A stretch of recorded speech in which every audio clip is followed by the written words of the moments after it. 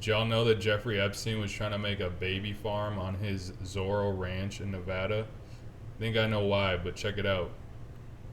Jeffrey Epstein, the late convicted sex offender, was known for his extraordinary wealth and power. But beyond the crimes that shocked the world, there are new revelations that shed light on Epstein's chilling and bizarre obsession.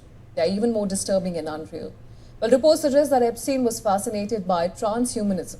He Transhumanism is defined as a philosophical movement and cultural stance advocating for using technology like AI, biotech, and nanotech to overcome fundamental human limitations, enhance physical and mental abilities, extend lifespans, and potentially evolve beyond current human forms into quote unquote post humans. So it's the dreamt of idea that basically humans aren't good enough, our form could be better, and the end goal is obviously to live forever.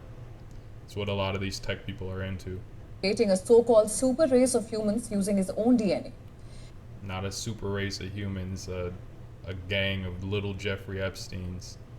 He reportedly believed that through artificial intelligence and genetic engineering, he could cheat death and live forever. The revelations deepen concerns about Epstein's manipulation of science, wealth, and influence. Adding to the unease is Epstein's reported interest in cryonics. It's the science of freezing bodies or brain after death in the hope of future revival. Now, according to New York Times, Epstein told associates that he wanted his brain frozen after death. He believed this would allow him to be resurrected in the future to spread. Now keep in mind this comes behind the theory that consciousness, your soul, lives in the brain. I don't think people have really proven this, but I think that's what he was going for. I'll talk more about this later, but again, the only way his idea would work is if consciousness, your soul, lives inside the brain. His DNA, treating his own body as a biological legacy. Now, in the aftermath of his 2008 sex trafficking conviction, Epstein reportedly hoped to see the human race with his DNA. He reportedly planned to impregnate 20 women at a time at his ranch in New Mexico. One of his properties were young women, including minors, who were allegedly abused. Though there is little evidence that the scheme ever progressed beyond fantasy, prominent scientists, including the late Stephen Hawking, regularly attended dinners, lunches, and conferences held by Epstein. He reportedly discussed DNA editing, using his wealth to access the cutting edge of biological research for his own interests. The web runs deeper and darker than most dare to admit. Reports suggest that Epstein's circle included Murray Gell-Mann, who proposed the quark, the evolutionary biologist Stephen Jay Gould, the neurologist and author Oliver Sacks, and the theoretical physicist Frank Wilczek. So he knew all of the scientists involved in the cutting edge research that touched on cutting edge theoretical physics, cutting edge practical physics, cutting edge biology, evolutionary biology rather, and cutting edge neuroscience. So he was really trying to figure things out, obviously with the end goal that he could cheat the system. On one occasion, Epstein held a lunch at Harvard's program for evolutionary dynamics. Even after his release from prison, Epstein continued to be a frequent visitor at Harvard University.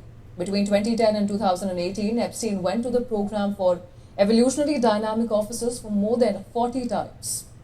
He reportedly had helped fund with a $6.5 million donation. In 2011, he gave $20,000 to the Worldwide Transhumanist Association, a project that now operates as Humanity Plus. This donation aligned perfectly with his narcissistic goal of using science to extend his own life. The Epstein files reveal a man who believed he was above nature itself. His cryonics and eugenics fantasies stand as a testament to his ultimate delusion that wealth could buy him immortality. Now I'm gonna go off the deep end a little bit, but in my opinion, this is why he was trying to figure out the problem of immortality and live forever. I wouldn't consider myself religious. I'm very spiritual. I believe in the monad and the idea that we all come from one source. If anything, I'm probably a Buddhist, and I accept a lot of Hindu views. I also think that there's a lot of truth in Christianity, but it's been perverted quite a bit. We could get into that later, but that's not the point. My point is that I think a lot of the elites understand that some of these ideas are true. One of them is reincarnation, and what powers reincarnation is karma. I think the universe does keep score, and the ledger is karma. So when you do good things, that's written in karma. When you do bad things, it's written in karma. Obviously, Jeffrey Epstein did a lot of bad things, and so if you looked at his karmic record, it's very stained. And so with reincarnation and the ideas of karma, when you do bad things, you weigh your soul at the end of your life against the feather, like the Egyptians say, and whether you did good or bad is going to dictate how you come back. So I think he knew if he got to the end of his life and did have to reincarnate, his next life wasn't going to be so good. But with transhumanism, and I think a lot of these elites probably think this as well, you can cheat that system. If you never die, you never have to go tally up the score. And if you're a cheater and you've been cheating the game the whole time, you never have to go add up the score. You get to keep cheating for as long as you can stay alive. So, my opinion, what he was probably trying to do with this baby farm is to create a lot of copies of himself. Like they said, he wanted to freeze his brain. Assuming consciousness lives in the brain, you could revive his brain, and hopefully by that time that they did that, technology would be advanced enough where you could transfer consciousness into a different vessel. So if he had, 20 people he was impregnating at once, he could potentially have hundreds of babies, hundreds of potential bodies that he could transfer his consciousness into that were pretty much his, his own genetics. So my opinion, that's probably what he was doing. I know that goes off the deep end a little bit, but you have to wonder why he had his hand in all these cutting edge fields of science and why he was buddy with all the people that were at the top of their field.